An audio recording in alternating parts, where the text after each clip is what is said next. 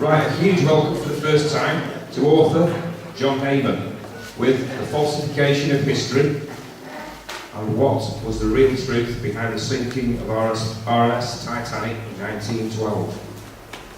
Taking us back 100 years to the famous Titanic disaster, which hit an iceberg and sank, right? Well, maybe it did. John covers inconsistencies with the official tale. Dear me, not that one again. Famous names in the finance world: Rothschilds, Rockefeller, JP Morgan, and possibly a business venture that didn't work out, culminating in the loss of Morgan's no-claims bonus, possibly paid for with innocent lives. And an official story that stubbornly sticks to the unfortunate accident theory, case closed. But how well does it stand up to independent scrutiny? Let's find out. Please welcome John Heyman.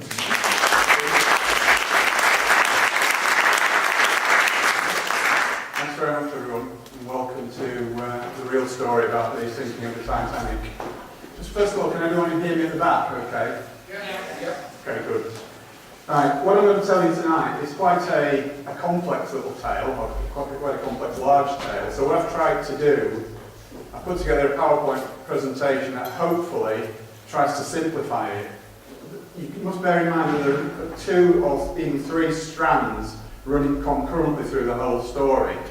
And of necessity, I do tend to skip from one to the other and back again. And I try to make it make sense, but please bear with me if there's bits that you don't follow, because like I said, it is quite complex, but it does all come together at the end. So hopefully bear with me. And the other thing to bear in mind is that I'm not a professional speaker. I'm a writer and author, so if you're all expecting Ian R. Crane, then you have to all get your money back now. I'll do my best. Okay, so off we go. We all know what that ship is, and we've had it thrusted as almost from being this high. This story has been part of our folklore for as long as anybody can remember in living memory. So we all know what that ship is, or do we? That's actually not the Titanic. It's an identical twin sister of the Olympic.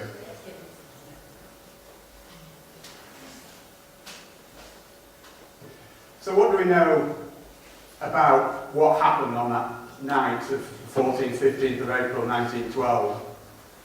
Not an awful lot, really.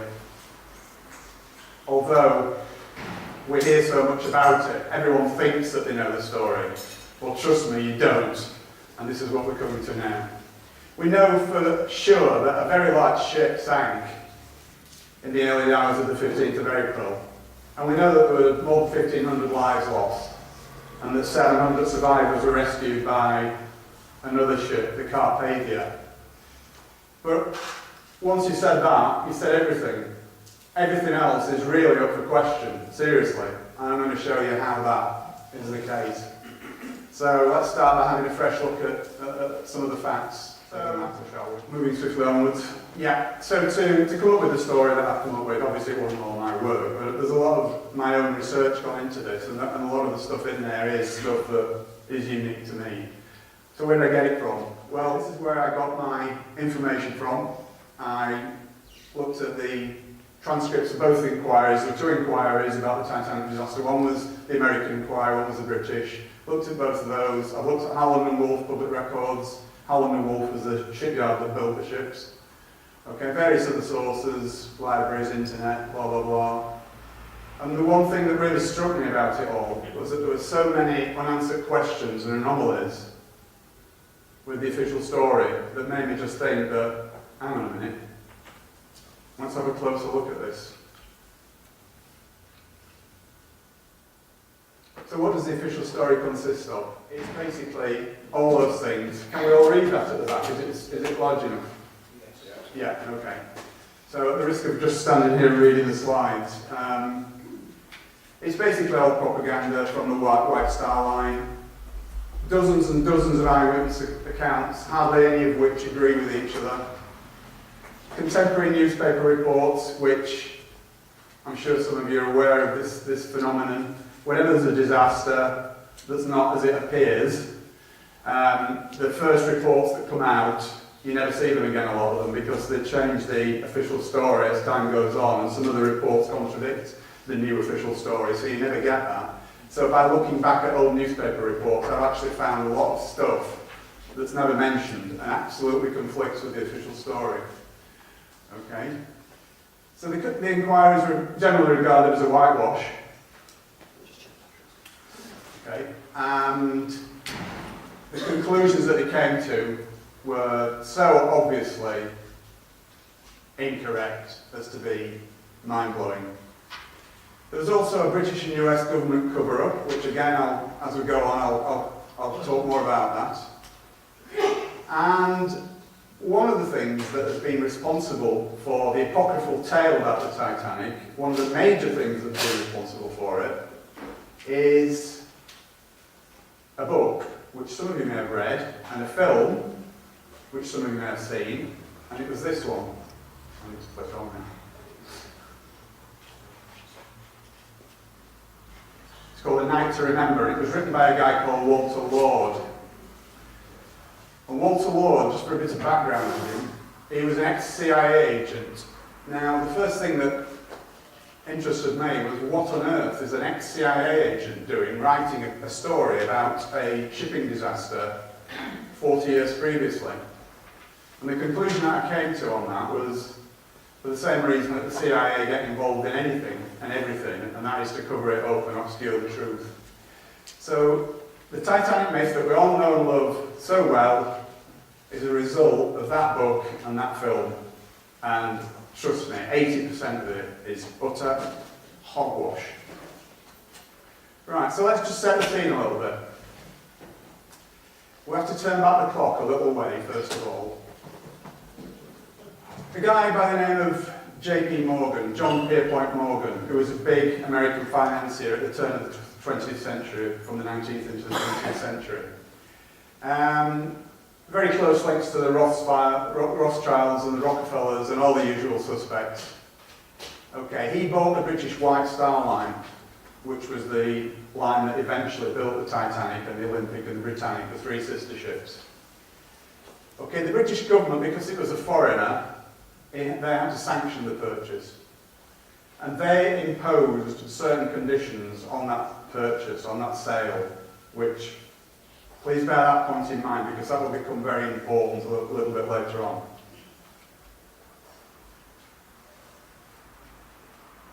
Okay, there's Mr. Morgan himself. What a nice man.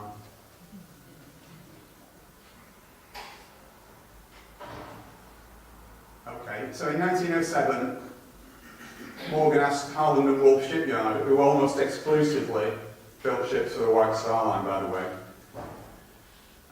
to build a new class of luxury liners, and he was going to call that the Olympic class. And work started, as it says there, in 1907 at Harland and Wolff Shipyard in Belfast. And it was going to be three ships. Firstly, the Olympic, closely followed by the Titanic and the Britannic, which came a little bit later. And these were going to be the largest moving objects that had ever been built at that time. Olympic and Titanic would be virtually identical, but significantly there were some differences, and again we'll come on to that a little bit later as the story develops. Okay, so in 1910, this is where we swap over onto another little thread, which you're going to have to bear in mind as well as we go through it. In 1910, in what appears at first sight to be a totally unrelated incident, 7 extremely high-powered American financiers met in total secret at a place called Jekyll Island, which is off the coast of Georgia in the USA. Okay? They were the representatives of those powerful financial organisations, J.P. Morgan himself, and as I said before, the Rothschilds and the Rockefellers. Okay? It was all done in absolute secrecy, and this is documented, and the documentation is available, so this is not my speculation. No surnames were used at all. And their plan was to introduce something into the American economy called the Federal Reserve Bank. Now, I guess most people have heard of the Federal Reserve Bank. Is there anyone who doesn't know and wants me to explain what the Federal Reserve Bank is? Don't be shy. Okay. We all know what the Federal Reserve Bank is. But just in case someone's too shy to put their hands up, I'll just give you a brief picture of what the Federal Reserve Bank is. Think of it as the American version of the Bank of England. Okay, so it's the American central bank that has the responsibility for the issuance and creation of money.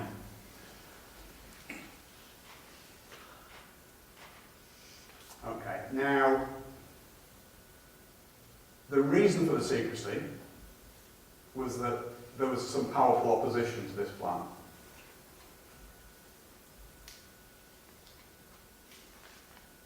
Okay, we've covered that.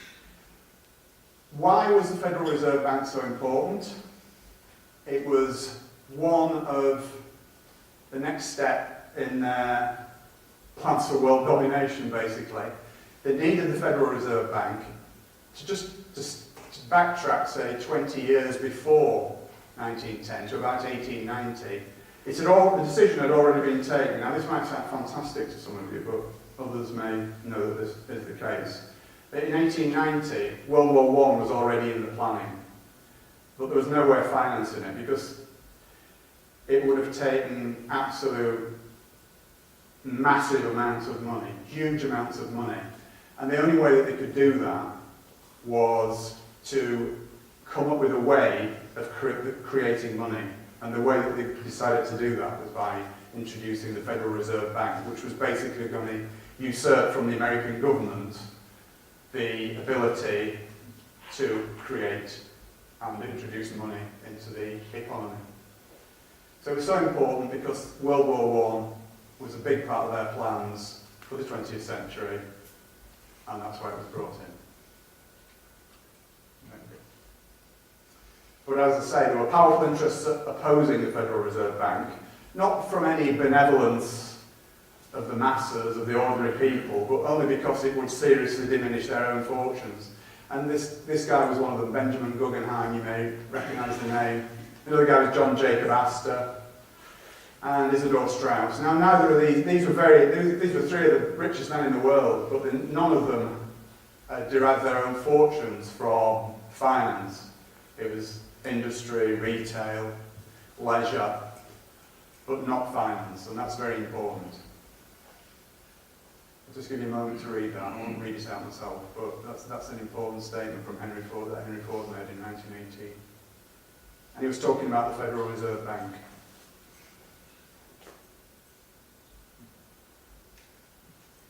Okay. And a little bit more recently, a gentleman by the name of Benjamin Fulford, who some of you may have heard of, came out with that statement, which is what we're talking about tonight, basically. Part of what we're talking about tonight. Okay, so why were these powerful guys opposed to the Federal Reserve? Because, as I said, they knew that the Federal Reserve would undermine their own personal fortunes because they weren't going to be involved in it, basically. So it wasn't through any benevolence that they were opposing it. It was purely selfish reasons. So let's get that up front straight away. The reason that it would impact on their own personal fortunes was because when you introduce a way of creating money into the system that is not done by the government and it's done by private interests, every note that comes into circulation, and this is true of our country today even, has a portion of interest attached to it, which is owed to the bankers, right? So the Bank of England produces money, and it's not the government that asks the Bank of England to do it. The Bank of England does it as a private corporation, and the government has to pay interest to the Bank of England, believe it or not. And that is the reason for the national debt, nothing else. So any other BS that the government comes out with for the national debt is nonsense. I'll tell you right up front right now, it's because of the way the Bank of England operates. So, and that causes extreme inflation. We all know that throughout our lifetimes how much prices have gone up, how much wages have gone up, maybe not in the same proportion, but things just constantly go up. And the reason for that is not the rubbish that we're told by the media and the government, it's because the interest has to be paid to the bankers, and that's the only reason for inflation. Okay, so extreme inflation will be very dangerous to these guys who oppose the Federal Reserve, and it could even have destroyed their fortunes, so that's why they're opposed to it. Indeed, after the Titanic incident, just so happened that Mr. Morgan himself acquired their businesses anyway. So, just something to bear in mind. Okay. Morgan was also the largest shareholder in IMM, which is International Mercantile Marine, which were owners of the Californian. And for those of you who know the Titanic story, you know that the Californian was the ship that got blamed, or the captain of the ship that got blamed for the Titanic disaster. Okay, so Morgan was involved in that too. And the reason for that will become apparent as well. Okay, and IMM also owned the Lusitania, which, as it rightly says, that's another story for another time, but believe me, that isn't all it seemed as well. Okay, let's just look at the general situation surrounding Atlantic crossings in the 19th century. After all, the 1912 and 19th century had only finished 12 years previously. But it was mainly immigrants going to America. And basically, the ship owners didn't care. They were just worthless lives, these people, you know, just poor people. So they overloaded the ships. They overinsured the ships. Insurance scams were absolutely rife. They didn't care. Okay, and it was also an industry that was noted for fraudulent practices. So, moving on apace. The first of the ships off the production line was the Olympic, which was, to all intents and purposes, identical to Titanic. And that was launched early 1911 and had its maiden voyage on the 14th of June that same year. Now, Olympic was not immune to little disasters itself. It had quite a few, shall we say, mishaps. On its maiden voyage, it almost sunk an American tug. Okay, but the biggie, as far as Olympic was concerned, was that in September of that same year, as it was leaving Southampton Harbour, steaming down Southampton water to head out into the Channel, it was involved in a horrendous accident with a Royal Naval cruiser called HMS Hawke. Now, that is never publicised, alright. It is available information, I'm not saying you couldn't find it out. But how many people knew that? Put your hands up that actually happened. Okay, about 6 people, fine. Okay, so, yeah, very important point. Now, the damage to Olympic was far more serious than they first thought. It limped back into Southampton Harbour for initial testing. There's HMS Hawke. That was almost a write-off as well. But Olympic limped back to Southampton, and they did the initial damage assessment, and they found a huge hole. And by huge hole, I mean a huge hole. You'll see a picture of it in a minute. But even worse than that, there was all sorts of unseen damage as well. There were bent and broken beams, metal beams. There were thousands, hundreds of thousands of rivets that popped. Steel plates were completely ripped away. It was a mess. It was a mess. There we are.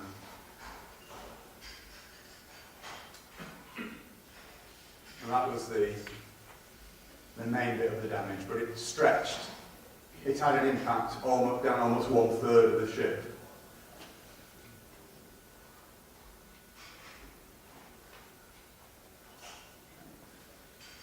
Now, the biggest problem that it had was it had twisted the keel of the Olympic, and this was causing a huge list of port. It was quite dramatic, actually, the list of port, and again, that becomes important in a little while. Even the temporary patches to get it back to Belfast, because bearing in mind in those days, this was the biggest ship that had ever been built in the world. The only place where there was a dry dock big enough for it was at Belfast. So they had to patch it up at Southampton as best they could, using divers, to get it back to Belfast, to the dry dock. And even the patches, to enable it to do that, took 2 weeks. Okay, so back to the dry dock for proper damage assessment in October 1911. In the meantime, whilst all this was going on, any accident involving a Royal Navy ship, there has to be an inquiry, and that inquiry is undertaken by the Royal Navy. And of course, wouldn't you just know it, who was at fault for the accident? It was the Olympic. Now, this was pretty serious. pretty serious.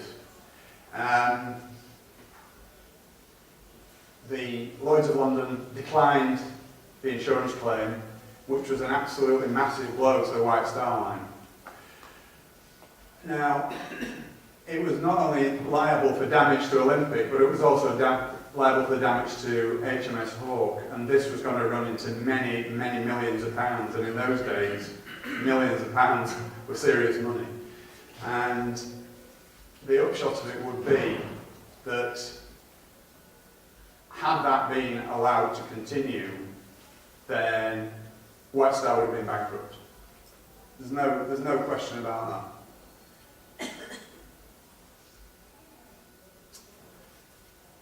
But I believe that the conclusion that the White Star Line came to was that the Olympic was absolutely irreparable because of the twisted keel, mainly. I don't know any of you seafaring people, but the twisted keel on a ship is pretty serious. So they got basically two options: scrap it, which would have definitely meant the end of the line for not only White Star, but Holland and Wolff as well, who, if you remember I said, they almost solely built ships for White Star. So if White Star went down, then so did Holland and Wolff. Obviously they went for the patch-up option.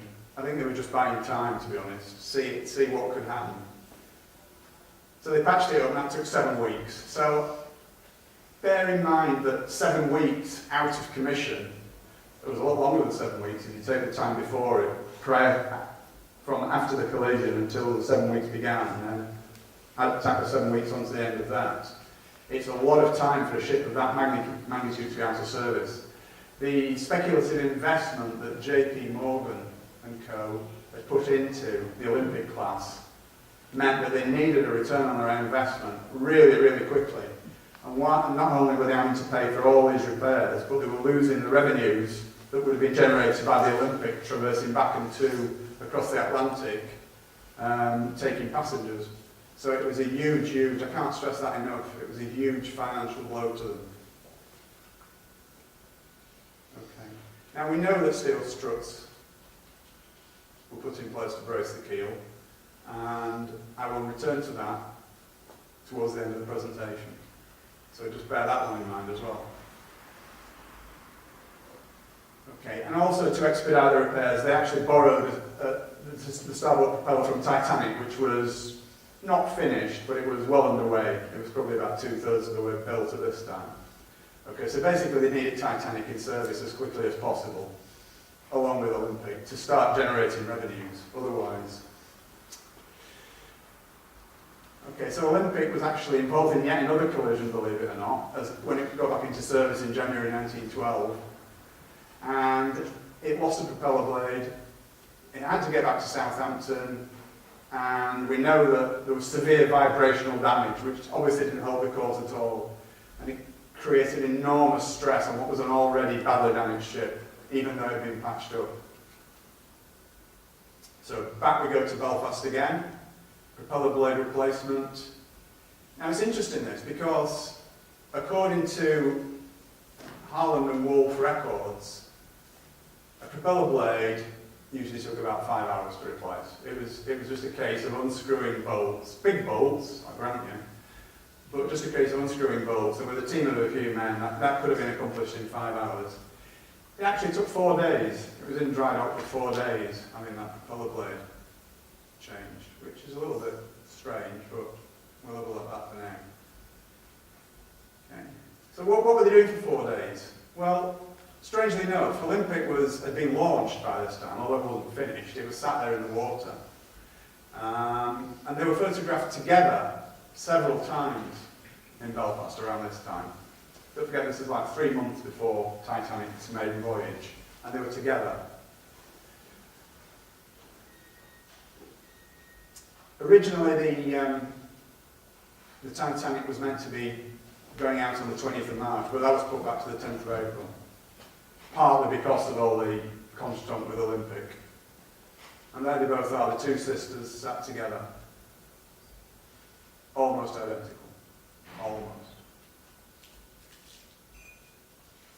Let's look at the differences, okay?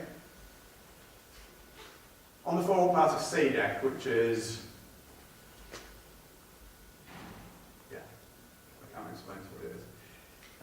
Olympic had 16 portholes, unevenly spaced, and Titanic only had 14. So if you see pictures of the two together, it's easy to tell which one's which. Okay. And on the after part of E-deck, Olympic's was open, and they decided to enclose Titanic, for whatever reason, best known to themselves.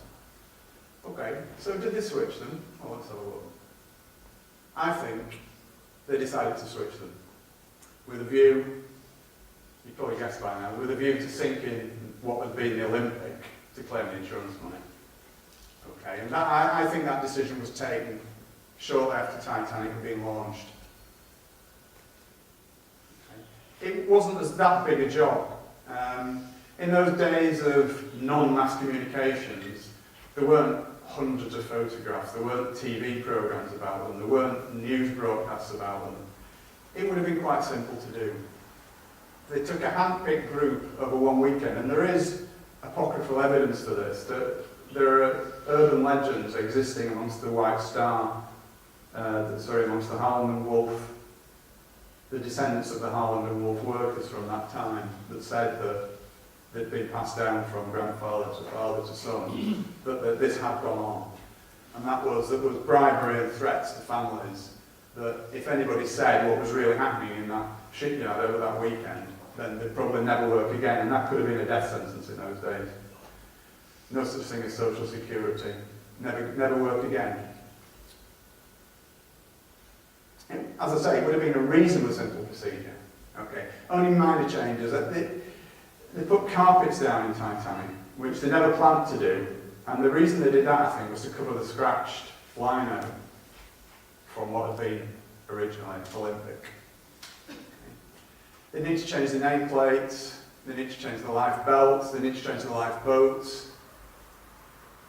And there's Titanic when it was launched with the 14 portholes on sea deck. And there's Titanic on its maiden voyage with 16 portholes. Draw your own conclusions from that. Okay. So what other evidence do we have? Okay. There are photos showing 16 portholes, one of which you've just seen by magic. Olympic was open to the public prior to its maiden voyage, and incidentally, does anyone not find it strange, all the fuss and hoo-ha there was over Titanic's maiden voyage? And yet Olympic didn't get that. Why would that be? Olympic was the first one off the production line. Surely that should have been reserved for, as I say, the first one off the production line, not the second one. But again, we'll come back to that.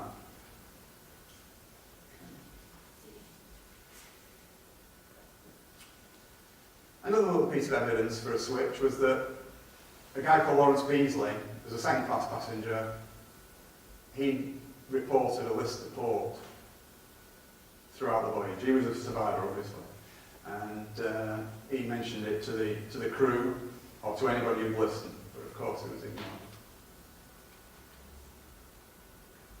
Now this is interesting as well, the sea trials. Olympics was a full day on the open sea, which is what the Board of Trade, who controlled these things at that time, that's what they demanded, any big new liner entering service. It was a proper, comprehensive trial with Board of Trade inspectors crawling all over it. And that's exactly what happened for Olympic. Titanic, a couple of hours on Belfast Lock, no speed tests, no lifeboat tests.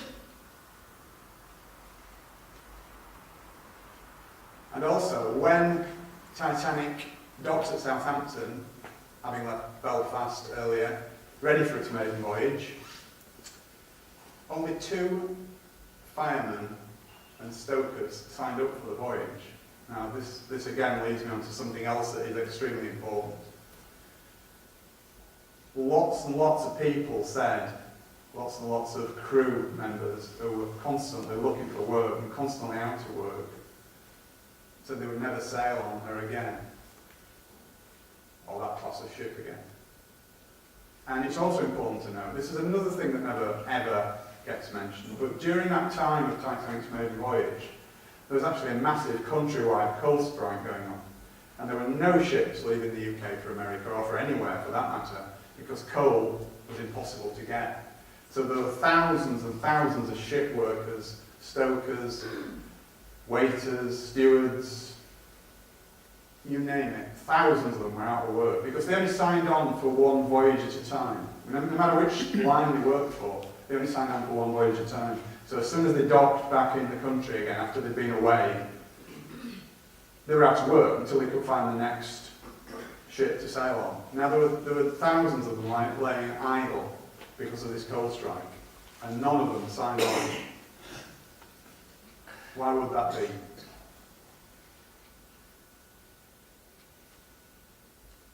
Okay. So just to recap a little bit, why would they make a switch? I'm making a serious allegation here. Why would they make a switch? Well, as it says, Olympic was virtually worthless. It was uninsurable. Damage beyond economic repair, I believe. White Star Line and Harland and Wolff would have been bankrupted. So did Mr. Morgan, forever with an eye for the main chance, look at it as an opportunity to kill two birds with one stone? Because now this leads us back to the other thread, which is the Federal Reserve again. We have the opponents of the Federal Reserve, Messrs. Guggenheim, Astor and Strauss. It would have been far too dangerous to just bump them off in separate accidents. It would have just been so obvious. Who would suspect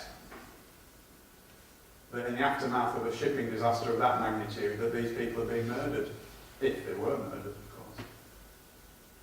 So, back to JP Morgan's kill two birds with one stone. Not only was he going to sink the Olympic disguised as the Titanic and claim his insurance money, he was also going to get rid of these guys who could have made life very, very difficult for him and his oppos and their plans for world domination. Okay. Let's take a little look at Edward Smith, the captain of Titanic, who had also been the captain of Olympic on his maiden voyage as well. And he switched to Titanic for its maiden voyage. Captain Smith, he's generally regarded as being a hero. In all the apocryphal tales that you read about Titanic, Captain Smith, the hero that went down with his ship. He was actually, he had an appalling safety record. He was generally known as a braggart and a show-off, and he used to take great delight in throwing these huge liners around as though they were ducks in a bath, basically. He had more than several serious accidents in his career. I'll just highlight a few. You know, 3 in the Olympic for a kick-off. The Republic, the Germanic, the Coptic, the Majestic. The crew were killed, and that was well covered up actually, that one. So again, I dug that out, but I only had one source for that. There's no other mention of it anywhere, the fact that crew were killed in the Majestic's accident. So he was not the guy that he's portrayed to be, shall we say. Okay, so I believe what happened was, Bruce Ismay, who was the owner of White Star Line, no, he wasn't the owner, I beg your pardon, he was the managing director of the White Star Line. He was brought into Ismay's confidence, and Ismay used his record, his appalling track record as a lever, and virtually twisted Smith's arm to carry out this conspiracy that they'd all planned. Okay. They were told that the Californian would be standing by. This is the ship of whose captain actually got the blame for the Titanic disaster from the 2 inquiries. Okay, and basically he had to comply, but in doing so he insisted on choosing his own crew. And again, this is something that's quite interesting because it's a known documented fact, and this hasn't been covered up, this is quite true.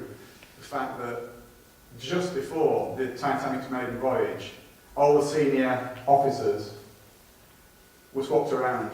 They brought in a new one and all the others went down a notch, which they weren't very happy about. But that did actually happen. Smith chose his own crew for that. There you go. Pecking order of his existing officers was affected. Now, there are several puzzling facts about this. Again, as I've already alluded to, despite the coal strike that was going on, they still had difficulty finding crew. What did these people know? These thousands out of work. there was all sorts of rumours going around amongst the crew members of all the different ships that there's not all was well with Titanic. Chief Officer Wilde, who was the guy immediately below Captain Smith in the pecking order, he actually wrote a letter to his sister just before Titanic embarked from Southampton. And in that letter he said, "I still don't like this ship. Still don't like this ship." It was the first time he'd been on it, allegedly. Olympics maiden voyage had been absolutely fully subscribed. Titanic was just over half full. First class passengers wanting to transfer to Titanic when they found that it was actually going to make the voyage even despite the coal strike, they only offered them second class cabins, and I believe that was done to put them off, because if Titanic had been full, and given the fact that they knew that they were going to sink the thing, they wouldn't have been able to save as many lives as they thought they were going to be able to. So I believe that was the reason for that. Okay? And even more, just before it embarked, 50 first-class passengers cancelled their reservations. These were friends and colleagues of J.P. Morgan. This was all documented. J.P. Morgan just didn't turn up. He was supposed to be on the maiden voyage. He wasn't on it. And he actually rang from France and ordered some priceless bronzes that he was going to transport back to his home in America and had them removed from the ship at the last minute. He said that he was ill. That's why he couldn't make the voyage. But he was seen 2 days later, in perfect health, at a French seaside resort with his mistress. And Florence Ismay, the wife of Bruce Ismay, the managing director of the White Star Line, she was originally going on the voyage with her husband, but again at the last minute she cancelled. She said that she was ill, but she was seen later that week in Ireland with her family on a touring holiday.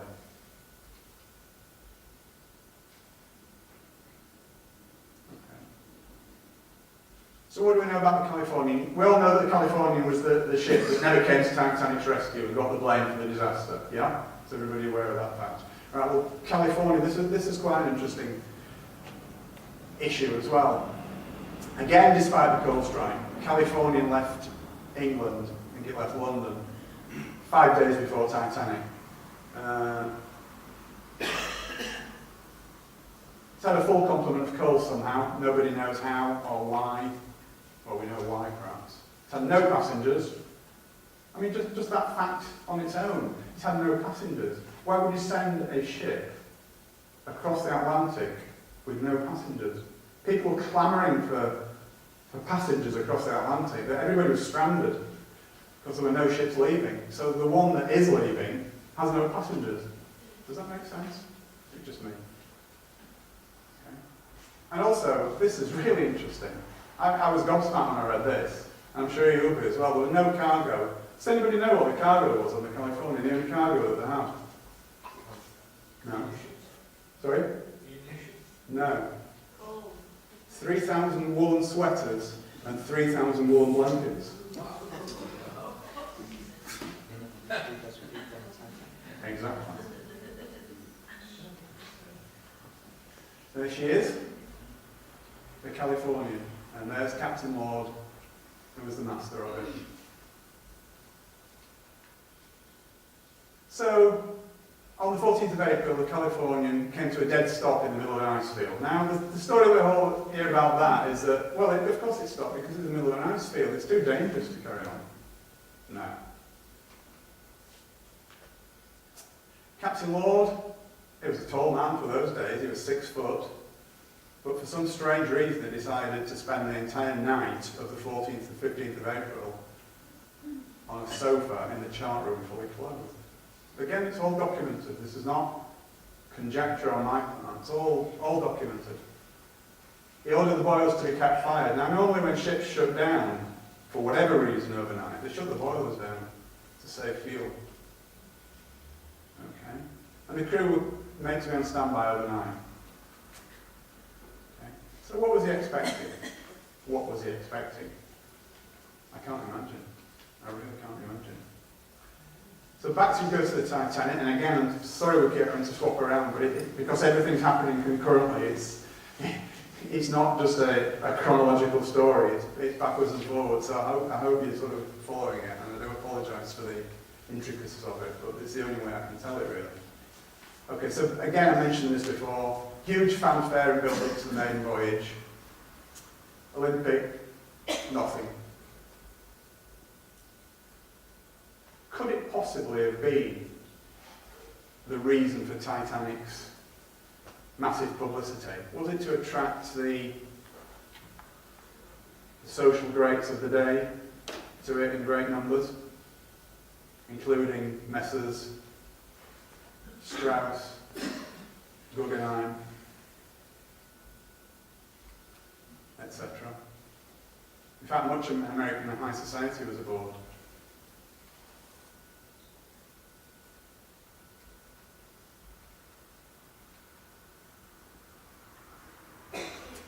Okay, so let's move on now to Titanic, the maiden voyage. She set off from Southampton on the 10th of April. She called it Cherbourg in France, and then she called it Queenstown Island, which is now called Cove Island, and then set off across the Atlantic. And late on the evening of the 14th of April, we know that the Titanic received 6 messages from the Californian, 3 of which were warnings of icebergs, which is fair enough, but 3 were personally addressed to Captain Smith from Captain Lord. Now, we never found out what it actually said in those messages, but I would love to. I really would.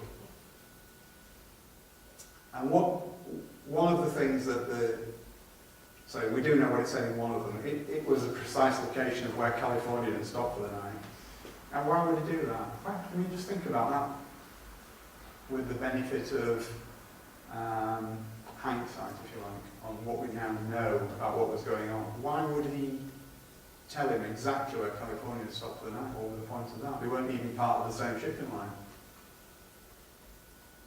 Okay. It's also a documented fact that Captain Smith delayed turning the Titanic west on the southern track. There were different tracks going across the Atlantic for different times of year, mainly to avoid icebergs. But he delayed it for 10 miles, which actually put Titanic directly into the ice field. Was that a coincidence? I don't. But again, this is something that did come out. This is something that is prevalent in stories like this. We know that for a fact that the radio operators were busy with passenger messages, so they weren't really taking an awful lot of notice of other ships and their wireless traffic at all. So everything was concerned with getting the first class passengers messages to their family and friends in America who were probably waiting for them at the quayside. Okay, so according to them, they didn't receive the Californians' last messages. So again, draw your own conclusions. Now, we know that there are several other ships in that ice field in exactly that same region that night. And they were all travelling at full speed, so why was the Californian stopped? It stopped and closed down for the night. And we're told, as I said before, that this is because you cannot run at full speed through an ice field. But that is just hogwash. I'll come on to that a little bit later. This was Titanic's route from Queenstown across to New York. You can just see the edge of the ice field there. It doesn't show very well on the slide, but it's there. And it's just there where Smith turned into the ice field. And that's where the accident took place. If it was an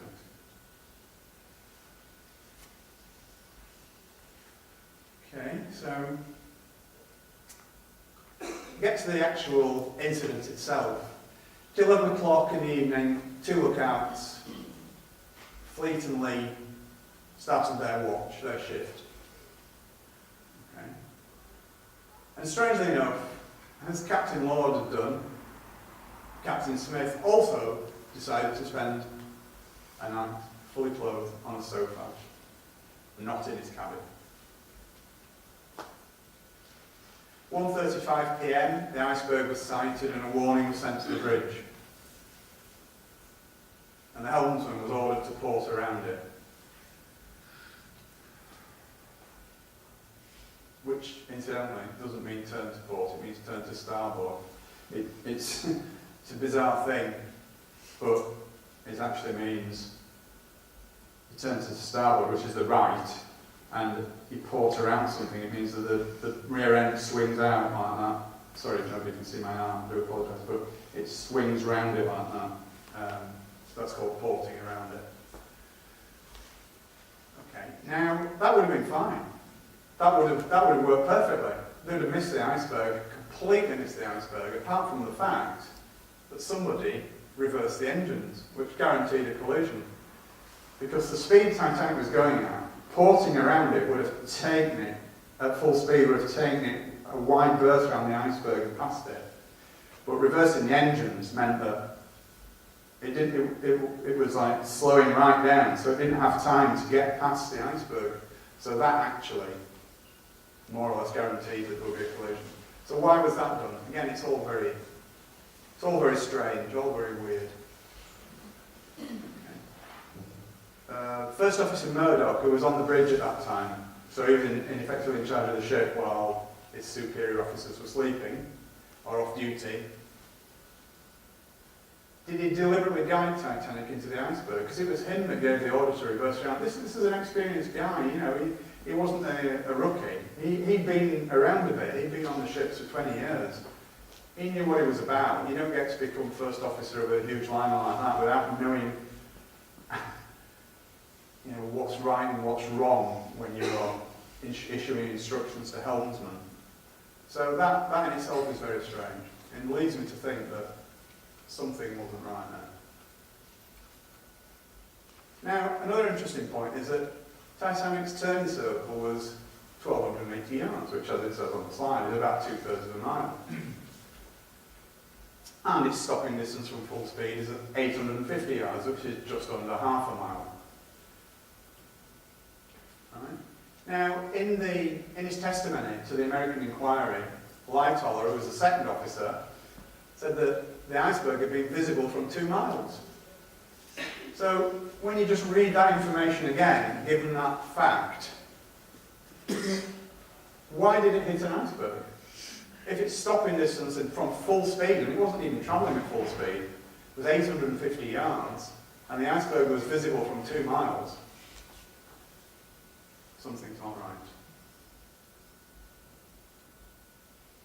The iceberg should easily have been avoided, in other words. The other aspect of this is that there were, despite what you may believe or think, there were only actually 6 eyewitnesses to the alleged iceberg collision. Only 4 of whom survived, and all these were working class. And what I mean by that is they were the ordinary seamen. Right? No passengers witnessed it. They were ordinary seamen aboard the Titanic. The 2 officers that witnessed it, well, we'll see what became of them in a short while. Murdoch allegedly shot a passenger and then immediately committed suicide, something which his family have vehemently disputed ever since, or his descendants. 6th Officer Moody allegedly drowned, which just left Quartermaster Oliver, who stated at both inquiries, "I saw nothing," even though he was on the bridge. The helmsman, Hitchens, who was immediately transferred to a job as harbour master in Cape Town upon landing in New York. Lookout Frederick Fleet and Lookout Reginald Lee were the only 2 who actually gave any evidence at all at the inquiries. Any or all of those could easily have been coerced and bribed, in much the same way that the Harland and Wolff shipworkers were. Just the simple expedient of threatening them with the loss of livelihood. It would have been a piece of cake. Okay, another strange anomaly. After the iceberg hit, or Titanic hit the iceberg, which we prefer, Captain Smith ordered Titanic half speed ahead for 5 minutes. Now, why would he do that? The thing was taking water. Was he trying to get closer to the Californian? Then as soon as they spotted a ship on the horizon, immediately he closed the engines down. Very confusing.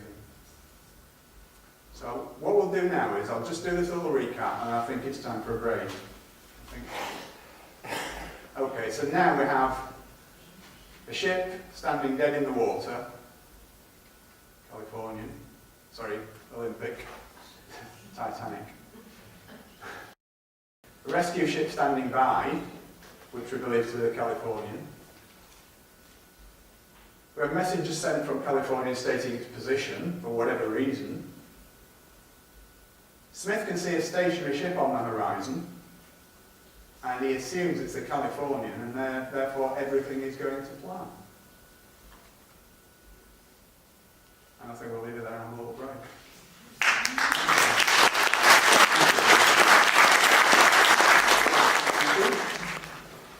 Right, where were we? Let's go back a sec. We'll just give you a couple of seconds to read that. That's where we were. Okay, so the bottom line is Smith sees a stationary ship, and he assumes it's the Californian, and everything's going to plan. So, the rockets are launched.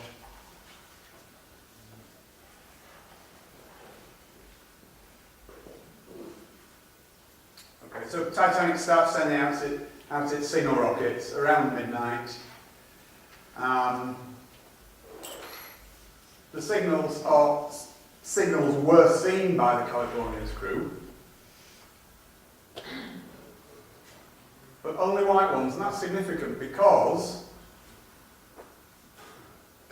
Captain Lord was heard to ask his senior officers more than once what the colour of the rockets, the ship that they could see on the horizon was sending up, and he was told white every time he asked, and he kept asking the same question over and over again. Was he expecting red or blue? Because Titanic actually sent red, white and blue signals up. So Lord actually did nothing because he kept being told that it was white signals only.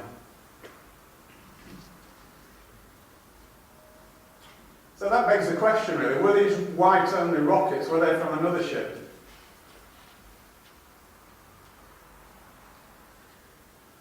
Now, I'm not sure how clear that is, but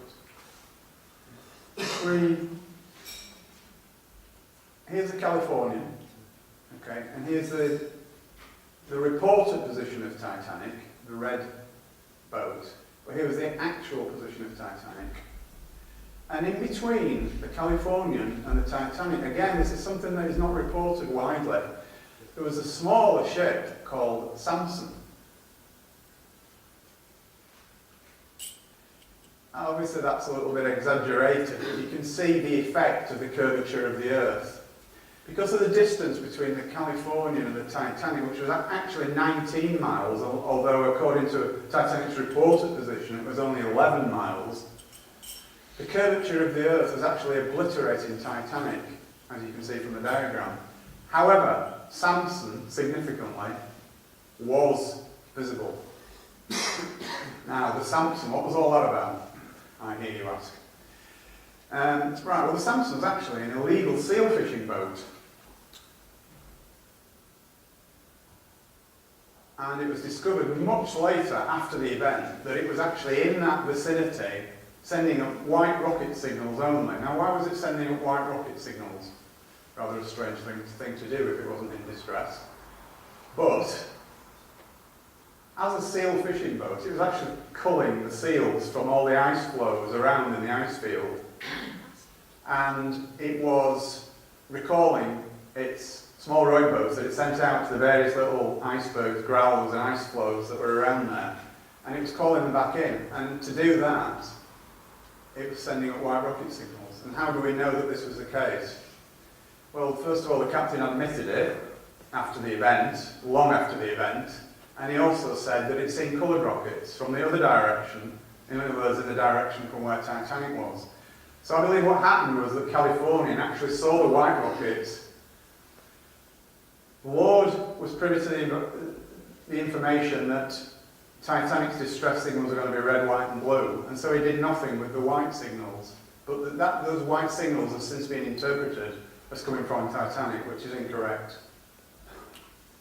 Obviously the captain of the Samson never came forward because what he was doing was highly illegal. Titanic sent up 22 multicoloured rockets, and according to Captain Ward, they only ever saw white ones. So this is quite an interesting conjecture. Did Titanic even hit an iceberg at all? I mean, on the surface of that, that just sounds such a ridiculous question, doesn't it? It just brings everything that you've ever known about the situation into question, and it just seems impossible at first glance. But there were only 4, as I said, working class witnesses, for want of a better description. And one of those, Fleet, the lookout, he completely refused to answer questions. Oliver saw nothing at all. And Hitchens, the helmsman, he was given a new job in South Africa very hastily before the British inquiry. So, and the other lookout, Lee, he gave conflicting testimony. So in other words, what he said at the American inquiry and what he said at the British inquiry were 2 contradictory things. But then there's another interesting incident, which again is never covered in the apocryphal story, and this concerns something that was referred to in contemporary reports as the yellow funnel steamer. Okay, in the aftermath of the alleged collision with the iceberg, there was a yellow funnel steamer spotted by several, not eyewitnesses to the accident, but several people who came onto the deck of Titanic, stated to newspaper reporters in New York that they'd seen a yellow funnel steamer disappearing off into the distance. And also, there was a lifeboat floating nearby when the Carpathia picked up the survivors. It was definitely not from Titanic because it was a different colour and a different design. And furthermore, all the ice on the deck, I mean, again, there's lots and lots of eyewitnesses reports about the deck being covered with large chunks of ice. Fine. Everybody assumes that that's from an iceberg, but it was an extremely cold night. And there was literally hundreds and hundreds of yards of rigging on Titanic. The wireless masts were just, in effect, like rigging going from one end of the ship to the other. And they would have been at 28 degrees Fahrenheit, which is what the temperature was at the time. They would have been absolutely liberally coated with ice. Any collision at all would have shaken loose literally tons of ice from not just the rigging, but from the masts and all the different cabins and structures on the deck. So it's quite feasible that even if it didn't hit an iceberg, there could be copious amounts of ice skating around the deck. So was the yellow funnel steamer perchance an icebreaker that did the disastrous damage to Titanic?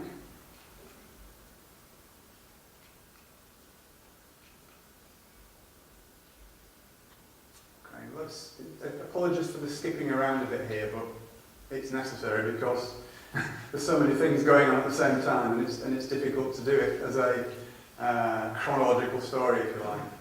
But Edith Russell, who was a British survivor, was adamant that she said that Titanic's officers told her that the Californian was on its way to pick up everyone. This was in the immediate aftermath of the collision with whatever it was.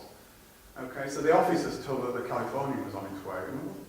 The Californian wasn't on its way. The Californian wasn't even aware of where the Titanic was or what was going on at that point because it had not received its signals.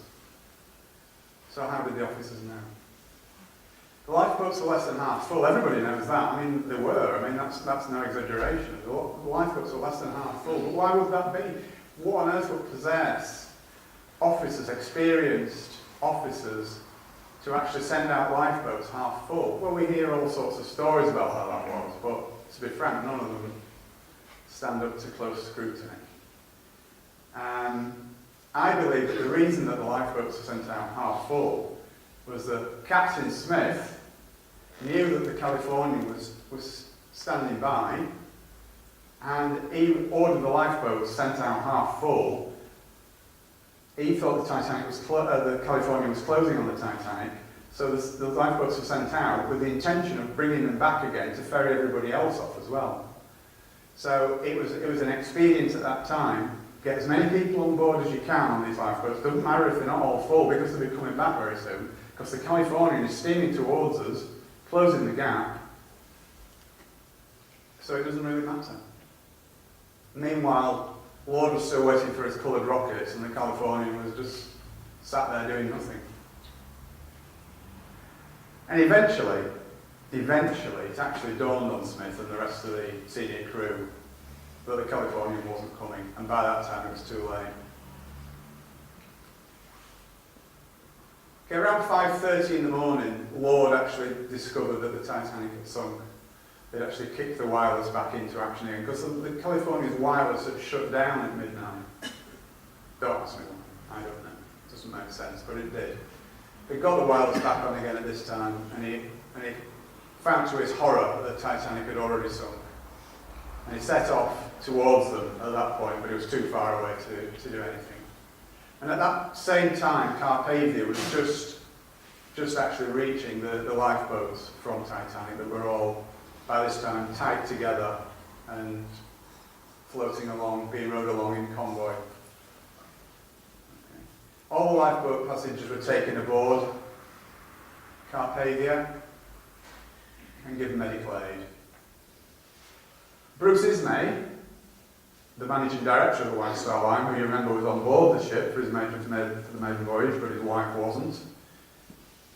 He was allegedly in complete and utter shock, distress. He was taken to the doctor's cabin and sedated, but that's contradicted by the fact that at around that time he also sent 3 messages around 10 minutes apart to the White Star officers in New York.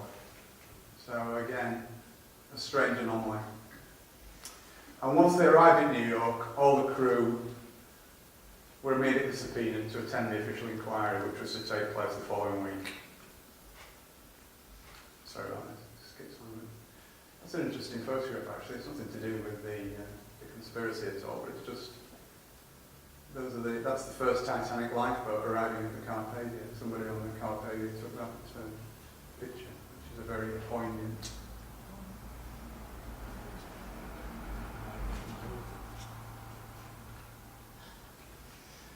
Let's move on to inquiries now, because again these were generally regarded as being complete whitewashes, both of them. We'll cover the American one first. Incredibly, the witnesses that were called were restricted to only answering questions that they were asked without elaboration. So if they were asked a question, did such and such happen, they were allowed to say yes or no, but they weren't allowed to elaborate on that. Seems rather strange to me. Lightoller, the second officer, very evasive, almost as though he was working to a script. He was caught out lying time after time by the head of the inquiry. He actually claimed at one point that he was in the water for almost an hour, which is absolute abject nonsense. The water temperature was 28 to 30 degrees Fahrenheit, which means that in the water at that temperature, your life expectancy is around 4 minutes. And it's an interesting point that a lot of people, I'm sure not you good people here tonight, but a lot of people think that everybody on Titanic, that was killed on Titanic, drowned. Well, no, they didn't. They froze to death. The ones in the water froze to death. They didn't drown. I guess some of them must have done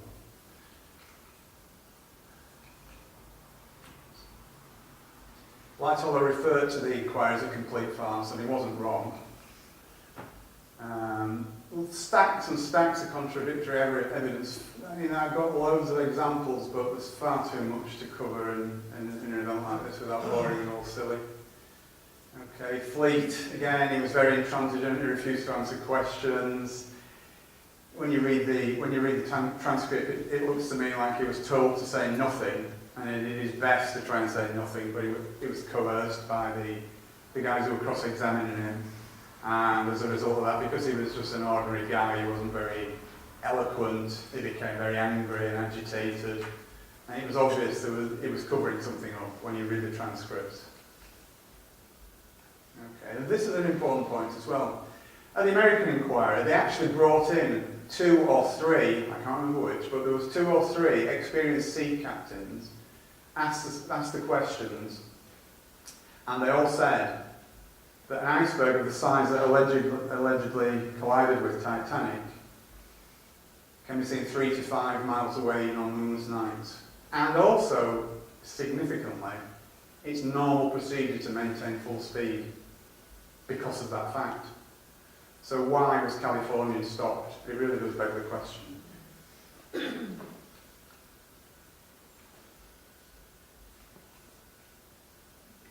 Okay, so a couple of weeks after the event, the surviving crew members docked at Plymouth Harbour in Devon, and they were immediately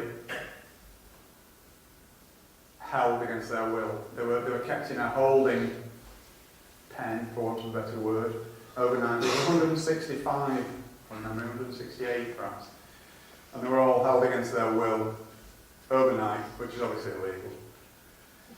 They had no access to union representatives, and they were coerced to sign a document that they believed to be the Official Secrets Act. I think it's more than likely that they were threatened and bribed with the same old thing. Speak anything about what happened on that night, and you'll never work again. So moving on to the British inquiry. This was conducted under the auspices of the Board of Trade. The Board of Trade was the organisation that used to oversee anything that went on at sea. And it was the Board of Trade, for example, that set rules about the numbers of lifeboats that ships could carry. They did inspections of ships that were meant to be seaworthy, etc. So it was done under the auspices of the Board of Trade, chaired by a guy called Lord Mersey, who was an interesting character actually, because Lord Mersey had been wheeled in on several occasions before, where there was sort of dodgy circumstances about ships being sunk, strange accidents, insurance scams. And he'd been used by the British government on more than one occasion prior to the Titanic inquiry. So he was quite a colourful character, was Lord Mersey. Okay, and it's interesting as well that the large loss of life was partly obviously, not wholly because of the conspiracy, but partly due to the inadequate Board of Trade lifeboat regulations, which said that they only needed to carry enough lifeboats for half the passengers in effect. So it was very extremely unlikely that any inquiry conducted by that Board of Trade would be anything approaching impartial, because it had to protect itself. Same old thing, isn't it? You know, we know the drill, we know the MO. And it was at the drill hall in London where the acoustics were so poor that neither spectators or press could accurately follow proceedings, so they couldn't really understand what was going on. And again, I believe it was all part of the same whitewash. Both inquiries, in fact, were regarded as a whitewash at the time. If you read contemporary newspaper reports, even the newspapers of the time were very pro-establishment, with making statements like whitewash and things like that. So,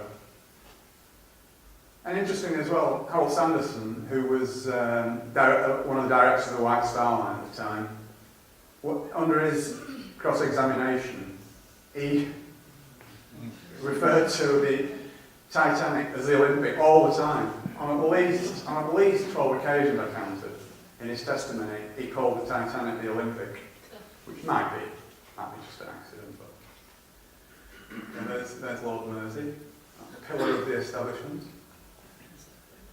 and that's an actual photograph of the inquiry at the drill hall at the time. Okay, so yeah, it was a whitewash. The British inquiry found that Captain Smith wasn't to blame. The lookouts weren't to blame. The design and construction of Titanic wasn't to blame. The officers and crew of Titanic weren't to blame. The White Star Line wasn't to blame. It was Captain Lord's fault. Obvious, really, isn't it?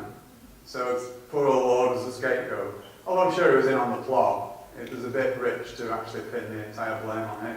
And unfortunately, that's what history has done. History tells us that Captain Lord was the villain of the piece. Okay, Mersey deliberately steered the evidence that way. Anything that was said that pushed the blame in any other direction, he shouted it down, he changed the subject, he moved them on. Yeah, ignored or shouted down any other version.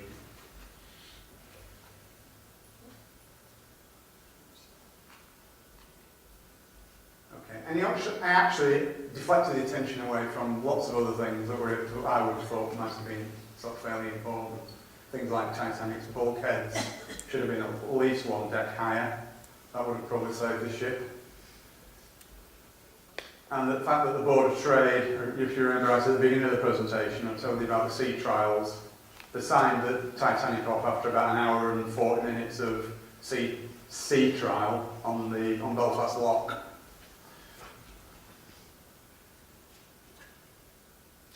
Okay, now where does the British government fit into all this, do you think? Because none of this could have been expedited without the collusion of the government. Now, why would the government want to do that?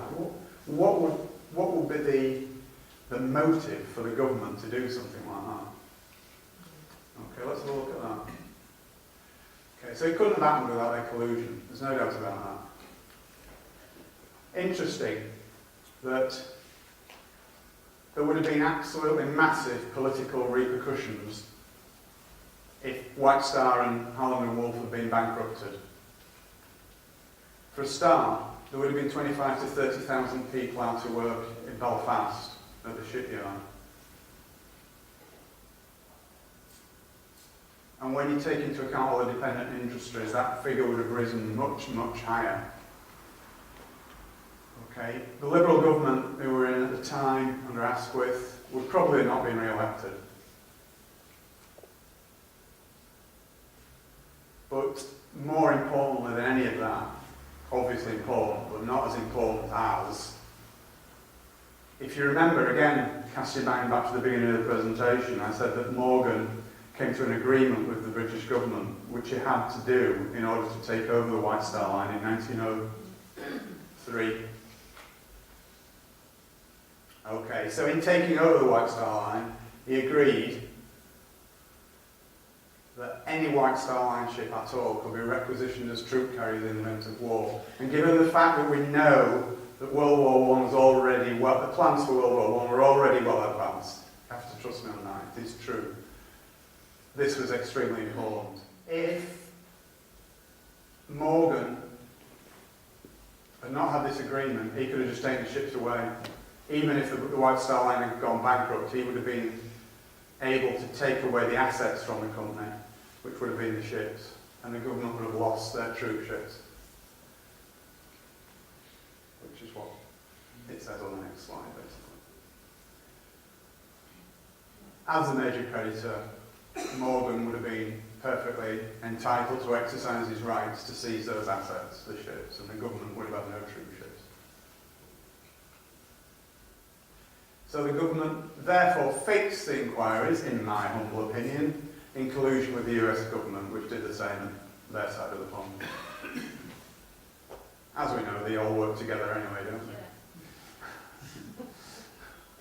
they? Okay, and then, well, not least of all this, there was an element of insurance scam involved as well. It cost 2.5 million in money at that time to build, which is, it's near like 200 million now, but it was 2.5 million it cost. The damaged Olympic would have been insurable for much, much less if it had ever managed to sail more than halfway across the Atlantic again. And it was a fact that White Star Line normally insured its ships for about 75% of the value. So even if Olympic, sorry about that. So even if Olympic had been, even if they'd been able to claim insurance on the Olympic, it would have been around 1.8 million I'll say the Olympic Titanic, we'll take you through which one it is. In fact, the insurance on the Titanic was up the week before the main voyage to £3.2 million, which was a nice little killing for Morgan. Okay, now we're getting towards the end now. You'll be pleased to hear. But this is very, very interesting. Okay, as we all know, the wreck was discovered in, I think it was actually 1985. That's incorrect. I think it was discovered in '85 by Robert Ballard and a French underwater diving team. Obviously, we've all seen pictures of the wreck under the sea, and it's in extremely poor condition. Obviously after 100 years on the seabed, it would be, wouldn't it? That's not a surprising statement at all. Now, it's interesting that the grey undercoat was only used on Olympic. Titanic's was black undercoat. Okay. But another interesting point is that there's a picture that was taken inside the Titanic on the seabed of the marble fireplace in Ismay's cabin, and it exactly matches the marble fireplace in Ismay's cabin on the Olympic. Now, we all know that marbling, there's no two pieces of marble that look exactly alike, but trust me, these two pieces of marble look about as alike as it's possible to get two pieces of marble to look. And the starboard propeller on the Titanic at the bottom of the sea is clearly stamped 401, and I'll show you a picture of that in a moment. And what's significant of that, you may ask? Well, if you remember, when the Olympic was back in for repairs, they pinched one of the Titanic's propellers. Now, Titanic's build number was 401. So, if the propeller had been swapped, and the propeller at the bottom of the sea says 401 on it, draw your own conclusions from that. And importantly, when Ballard examined the wreck in detail, he had with him a set of blueprints of the Titanic. And he was really puzzled because in the wreck it is full of longitudinal steel braces on the keel, which are not in the original blueprint. Now, if you remember, I said that when the Olympic was repaired, it had steel braces put on the keel. That's the previous slide, but I'm just emphasising the steel struts to brace the keel, which was one of the repairs that were made. Remember that these braces did not appear on Titanic's blueprint. Okay, so there's a picture of Olympic at her launch, grey undercoat. Titanic's launch, black undercoat. I don't know what's got in there, but it's quite interesting anyway. But if you there's, you should say C, because you're not here.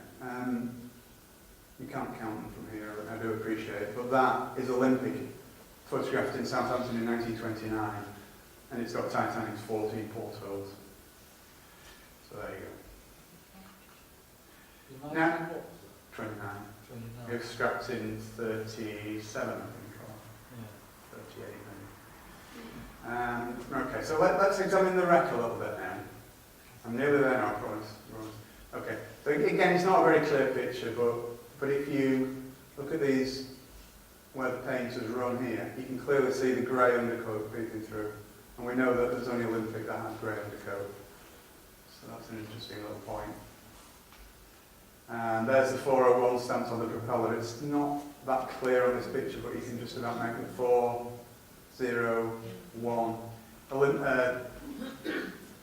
Olympics build number was 400. So again, I'll make the points because it's important that that propeller was swapped. Titanic's build number was 401, so that should have said 400 on it. Had it been the Titanic. Now, the other interesting point that I wanted to make was that it was White Star Line policy to rivet the names of its ships onto the hull. It didn't engrave the... Sorry, I beg your pardon, it's the other way around. It engraved the names of its ships into the hull. It didn't put iron letters stamped and riveted onto the hull. They were actually engraved into the hull, not standing out in relief. Now, This is a close-up of the Titanic hull, and you can clearly see the letters M and P. Clearly, it's not that clear, but it's just about visible, but it says M and P engraved in the hull. And that is exactly where two letters of Titanic have fallen off onto the seabed and are no longer visible. So again, it's all evidence. So that's where the letters were. So we're nearly there now. What became of these people? What happened to them all? All the major players in this little conspiracy of mine. They all died on board Titanic, but significantly, I believe this is significant. None of the contemporary reports, none of them even attempted to escape, as far as we know, which I find a little bit strange. At least one of them should have. But nobody ever saw them. Nobody saw them afterwards. They all sort of died quietly and just disappeared. What became of the Olympic, or the Titanic, whichever one you believe it is? It successfully plied its trade across the Atlantic for another 25 years or so. What happened to the insurance claim? Well, Lloyd's of London immediately paid out the full 3.2 million, and that, just by coincidence, secured the future of both White Star Line and Harland and Wolff. And also what became of the plans for the setting up of the huge scam that was the Federal Reserve Bank. Well, the Federal Reserve Bill was passed without serious opposition. You'll all be absolutely gobsmacked to hear. On the 23rd of December 1913, when 9/10 of Congress had gone home for the Christmas holidays, it was introduced early that afternoon, and it was about that thick apparently. So no one had had time to even read it, let alone digest its implications. Okay. And as I sort of mentioned earlier on, it's the beginning of the American national debt, just like the British national debt began with the Bank of England in 1694. The American national debt started in 1913 and currently stands at 16 trillion. Now, a trillion is a million millions for the purpose of this. They're just mind-boggling numbers, and it'll never be paid back, ever. It's impossible. So basically, we're all in debt, or they are in debt, and their descendants as far into the future as you can possibly imagine, forever. And that debt is increasing. And more importantly, the Federal Reserve Bank enabled the bankers to fund World War I, which is what they've been aiming on doing for the previous 20 years. Obviously World War I started the following year. So, that's it.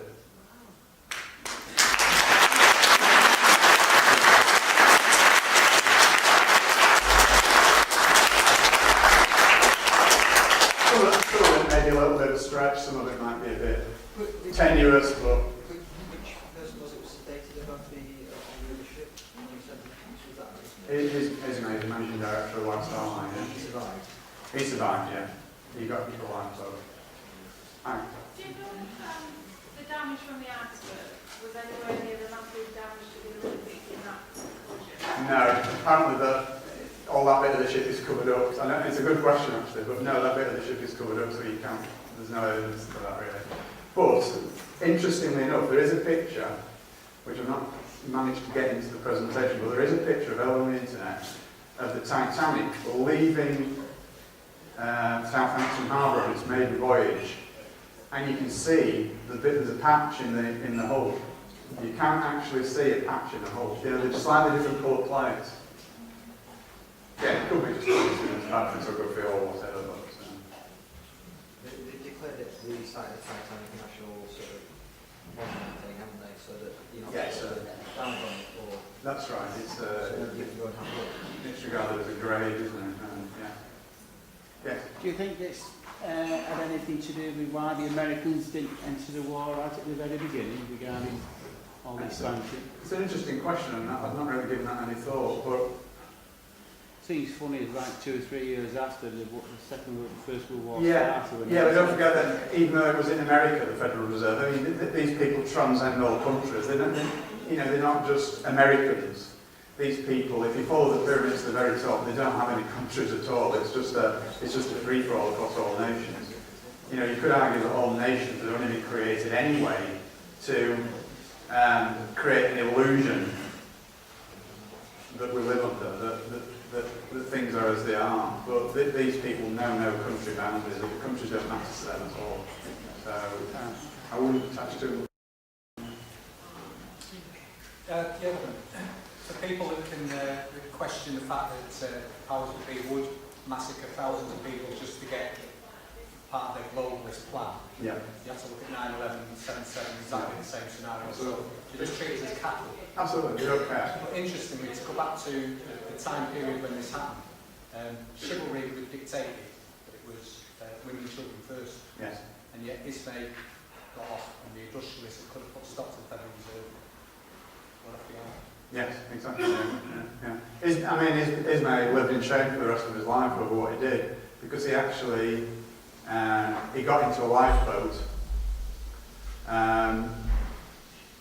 against orders from the crew, because obviously he knows the managing director of White Star Line. It was the crew that were in charge, basically. He had to do what they said, because, you know, when they're at sea, they were his boss, not the other way around.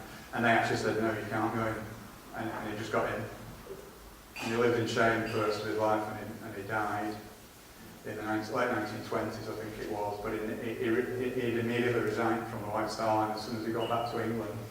And his name was very black for the rest of his life. Points the fact that they were probably killed on board rather than get the chance that they might have done cowardly and got on board like his himself. Yeah, absolutely, yeah, because they would have thought nothing about saving themselves, would they? Yeah, I see the point you're making. Yeah. Can I ask, you know, the Of sequel course. is that the Samson that was in the way so Yes. the ship didn't see the flags from the Titanic. Was Yes. that put there on purpose? I don't think so. No. I think that was just all that planning and an idiot got in the way. exactly. Yeah, I think it's just one of those things that happen, isn't it?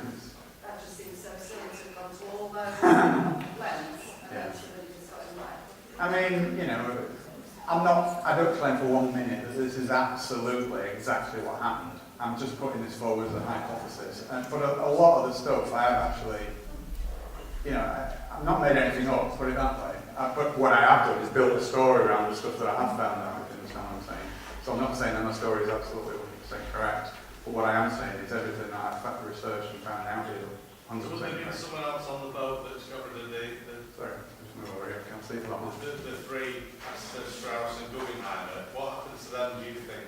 Do you reckon there's some- I think they were murdered. I absolutely think they were murdered, and the ship sinking was just a cover for that. How did they get them on the boat? Did somebody give them the tickets?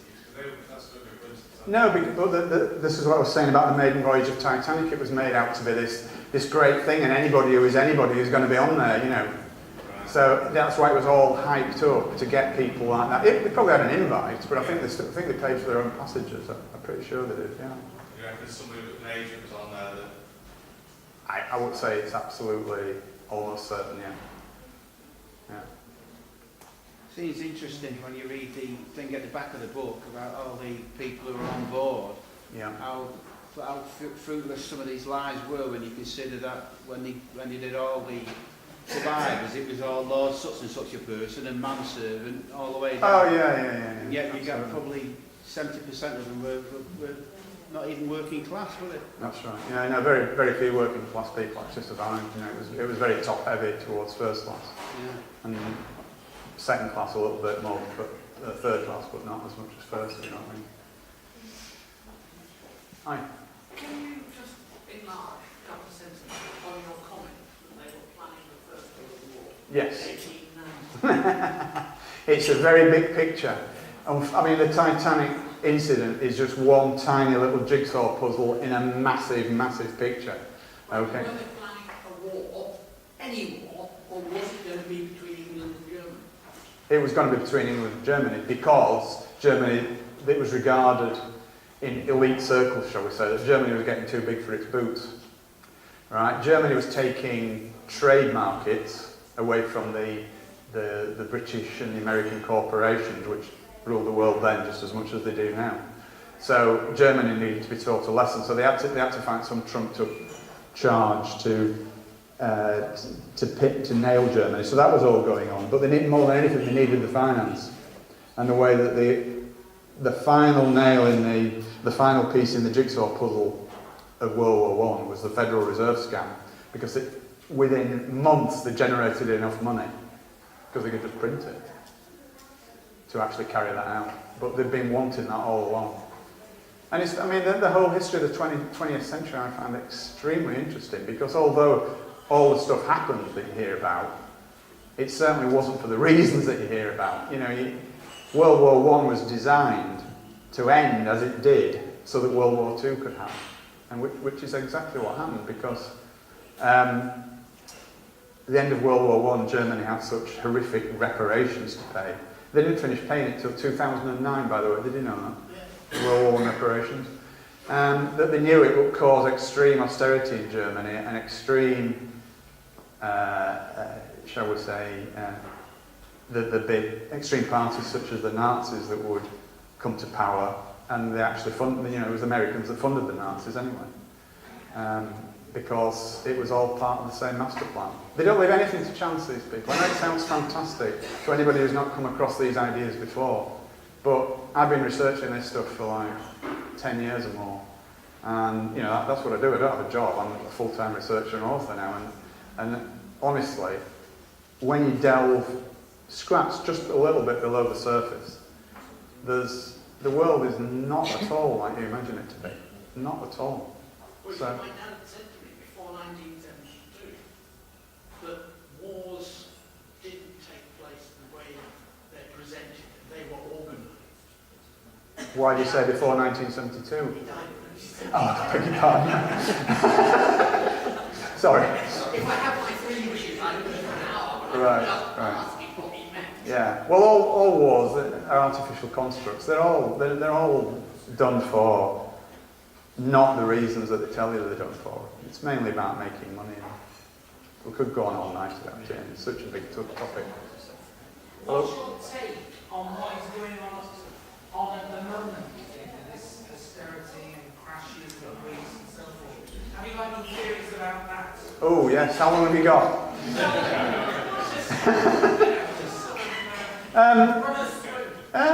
Well, again, it's only my view. I wouldn't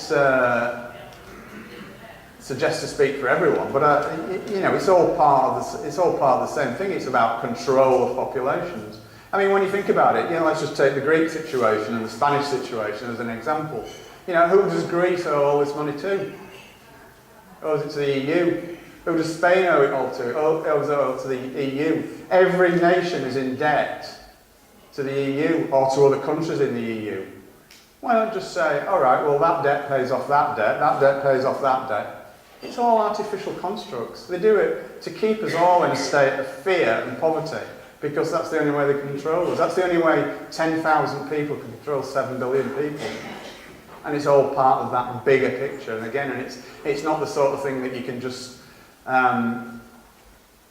address in a 2-minute soundbite, if you know what I mean. It's a much bigger picture, and there's a lot more to it. I mean, it's just staggering in its complexities. You can't put it all down to the central banking cartel. Okay? Yeah, it's them that I don't know if you heard what he said, but he said that you can put it all down to the central banking cartel, and exactly, and that's what the Federal Reserve was about. Everything is down to them. These people own the earth, yeah? They own the earth, they own governments, they own corporations. If you follow any pyramid to the top in society, they're there. And they control all governments, everything. They're all puppets dancing to the tune of these people, these bankers who own the earth. I know it's a difficult concept to get your head around if you've never sort of encountered anything like that before, but it is the case. Yes, sir. Well, that bankers' channels are all bluff because they create money out of nothing. And absolutely.